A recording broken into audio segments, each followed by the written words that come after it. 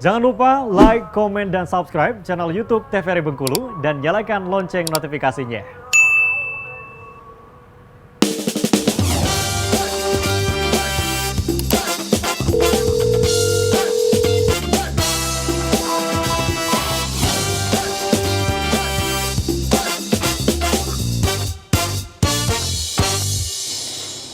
Terima kasih pemirsa, Anda masih setia bersama kami di Dokter Kito Bersama Kita Sehat. Kita masih membahas tema yang sama hari ini, faktor risiko serangan jantung. Masih bersama Dr. Ismir Fahri, spesialis jantung dan pembuluh darah, konsultan, dan juga Dr. Elsa Gebetasari. Ini kita masih lanjut lagi dok ya. Di Salindia kita boleh langsung dokter. Mana faktor risiko nih dok? Baik, jadi kita sudah lanjut kepada diabetes ya. Jadi komplikasi dari diabetes tadi udah bisa kita lihat mulai dari otak, mata ya, ada jantung, ginjal, tekanan darah tinggi, termasuk disfungsi ereksi, gangguan juga pada pembuluh darah kaki. Itu banyak banget kalau kita bicara dampak dari penyakit diabetes ini. Nah, jadi dari pembicaraan yang panjang tadi, kita kelompokkan saja dari faktor risiko apa aja yang paling tinggi. Jadi kita udah lihat, jadi perhatikan kalau kita ada tekanan darah tinggi, ditambah kadar kolesterol darah kita tinggi, kemudian ada kita merokok, itu resikonya meningkat sampai 8 kali lipat. Ini jadi tinggi sekali. Jadi kebiasaan ini harus segera diantisipasi. Kalau merokok dihentikan, kalau kolesterol kita turunkan, kalau tekanan darah kita kontrol di bawah 140/90 ya. Nah, kemudian kalau tambah kurang aktivitas fisik, tidak olahraga ya, tidak bergerak, banyak duduk di kantor, maka itu juga akan menyebabkan resiko kita makin tinggi. Jadi mulailah kembali kita melakukan aktivitas fisik yang baik ya. Makanya orang di desa berkebun ya sampai tua masih kuat mencangkul atau apa, dia bersawah dan lain-lain. Lebih sehat-sehat orang itu. Kenapa? Aktivitas fisiknya tinggi. Sedangkan orang di perkotaan banyak kerjanya di kantor depan meja komputer. Tertutup ya. Yes. Dan itu meningkatkan resiko kegemukan dan lain-lain ini tadi ya. Nah, untuk itu kita perlu mendeteksi dini ya, apa aja yang perlu kita perhatikan. Pertama, kita kenali dulu gejala klinis tadi berupa nyeri dada, kemudian kita periksa faktor risiko. Jadi kalau ada faktor risiko dan gejala yang ringan, jangan abai. Segera kita datang ke fasilitas kesehatan, mulai dari puskesmas, klinik, atau Anda boleh ke rumah sakit untuk dilakukan pemeriksaan lanjutan. Pemeriksaan itu biasanya dimulai dari pemeriksaan yang non-invasif, artinya yang tidak menggunakan tindakan intervensi dulu. Misalnya pertama yang paling banyak dan bisa dilakukan di tingkat vaskes pertama itu adalah rekam jantung atau elektrokardiografi atau EKG. Nah, dari gelombang jantung itu udah bisa kelihatan pada kondisi-kondisi tertentu adanya kelainan jantung atau tidak. Yang kemudian kalau memang nanti dicurigai, misalnya oleh Dr. Elsa atau dari teman-teman dari vaskes pertama, primer dia akan rujuk ke dokter spesialis, biasanya untuk dilakukan apa? Dilakukan pemeriksaan screening yang lain, seperti USG jantung atau kita kenal dengan ekokardiografi. Kemudian juga bisa dilakukan tes kemampuan uji latih jantung namanya treadmill test. Yang kalau di gym ada alat untuk berjalan itu, hanya perbedaannya adalah pada saat mereka melakukan exercise atau jalan tadi, itu dilakukan pemantauan rekam jantung dan tekanan darah. Di mana di sini untuk menguji kemampuan jantung pada saat aktivitas yang ditinggikan, ada tidak perubahannya. Kadang-kadang rekam jantung normal itu bisa saja terjadi pada orang-orang yang sudah ada penyempitan. Tapi kalau pas di olahraga bebannya meningkat, rekam jantungnya berubah.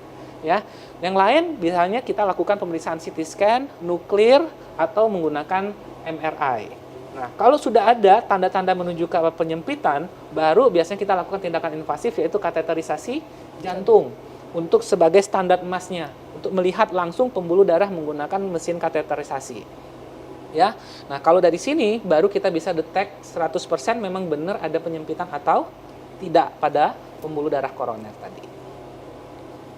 Nah, ini jadi tadi yang namanya treadmill test seperti apa, kemudian pemeriksaan rekam jantung, dan yang gambar sebelah kiri atas itu adalah pemeriksaan angiografi koroner atau kateterisasi jantung ya.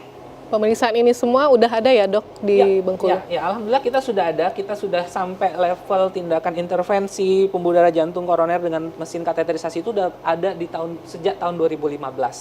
Ya. Nah, ini gambaran-gambaran rekaman jantung yang biasanya diketahui oleh dokter ya, rekaman jantung apa sih tanda-tanda adanya serangan jantung itu adalah ST elevasi di sini ya. Pemeriksaan sederhana dan mudah, 5 menit aja udah ketahuan. Ini treadmill. Kemudian ini USG jantung atau ekokardiografi, kita bisa lihat bentuk jantung. Jadi bukan cuma USG untuk melihat anak-anak bayi, ibu hamil, tapi jantung juga bisa kita nilai anatominya ya, kira-kira seperti itu. Nah, ini untuk pemeriksaan pembuluh darah menggunakan imaging. Jadi semakin jauh sekarang semakin canggih. Udah bisa CT scan, MRI, nuklir untuk melihat bagaimana kondisi jantung. Dan ini terakhir adalah angiografi. Nanti kita masukkan selang halus, kemudian diarahkan ke pembuluh darah koroner, dipetakan, difoto pakai sinar ronsen live. Kita bisa lihat bagaimana pembuluh darah seseorang. Itu kira-kira bagaimana kita mendeteksi penyakit jantung ini. Oh, berarti tentunya kalau dari Bengkulu sendiri udah mulai canggih dok ya, Ya, Udah lengkap. Jadi kita udah bisa langsung kalau mau cek di Kota Bengkulu tapi dok ya, ya. masih di Kota Bengkulu. Nah dokter tadi mungkin dokter Elsa ada dulu dok yang mau ditanyakan dulu sama dokter spesialisnya. Mungkin pertanyaannya nih ini dok, kalau di puskesmas itu kan hipertensi ini banyak ya dok ya? Iya. Sebenarnya banyak, cuman hanya saja terkendala kadang masyarakat ini menganggap hari ini tensinya di atas 140/90. Dikasih obat ya dok ya di puskesmas, seminggu disuruh kontrol, kadang datang kadang enggak. Pas datang sudah normal, tidak mau lagi minum obat. Itu gimana sih dok? Apakah meningkatkan lebih lagi faktor risiko menuju serangan jantung? Karena ada juga pasien yang 160/100 dia menganggap oh seginilah darah saya dok. Jadi tapi saya enjoy aja, nggak ada keluhan apa-apa. Itu gimana dok? Masa aman-aman aja dok ya. Iya. Betul. Jadi ini hal yang memang perlu kita berikan edukasi yang lebih baik. Jadi kita bicara diabetes, darah tinggi itu sebenarnya tidak punya keluhan secara spesifik. Orang nggak tahu kalau gula darahnya tinggi kalau nggak dia pas lakukan medical check up, pemeriksaan kadar gula darah karena memang penyakit yang tidak bergejala. Kalau udah mau menunggu bergejala biasanya itu udah komplikasi. Ya, kalau udah sesek baru mau itu kita akhirnya sudah masuk ke fase sekunder atau tersier. Sedangkan kalau kita masih di faktor resiko, sebenarnya itu adalah yang paling baik karena mencegah lebih baik daripada mengobati. Nah, faktor resikonya ini adalah darah tinggi tadi. Nah, darah tinggi itu suatu proses yang menahun. Jadi kalau belum sampai tebal jantungnya bengkak pasti nggak ada gejala gitu ya. Nah, dan pada saat ini sebenarnya potensi yang baik untuk kita lakukan perbaikan. Nah, kalau kita bicara kalau darah tinggi sudah minum obat baik, ya betul. Cuman apakah bisa berhenti? Enggak, karena 90% penyakit darah tinggi itu tidak ada penyebab.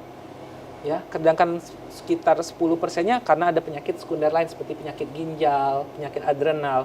Tapi yang paling banyak 90% itu tidak ada penyebabnya. Berarti tentunya Memang dari dalam tubuh kita tekanan darahnya sudah cenderung tinggi. Ini penyakit yang sebenarnya secara umum tidak bisa sembuh artinya, tapi bisa dikendalikan. berarti memang harus dikenakan dengan obat ya dok ya. Nah kita Iya. akan bahas lagi dok ya Yes. mengenai penyakit faktor risiko serangan jantung ini. Untuk pemirsa di rumah kita akan hadir lagi setelah jeda pariwara berikut ini. Tetaplah bersama kami di Dokter Kita.